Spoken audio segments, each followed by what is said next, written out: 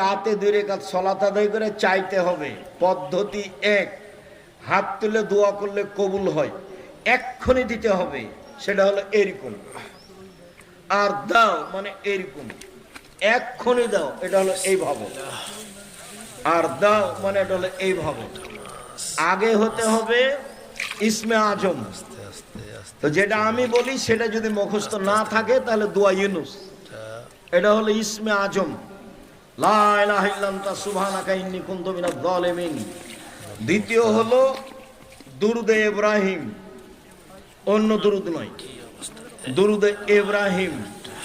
এরপরে আপনার যত প্রয়োজন আছে বলেন, নিজের থেকে শুরু করেন। আল্লাহ আমাকে পাপ থেকে বাঁচাও,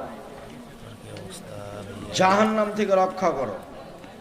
তারপরে বলেন আমার বাপ মাকে ক্ষমা করো। তারপরে বলেন আমার ছেলে মেয়েকে কবুল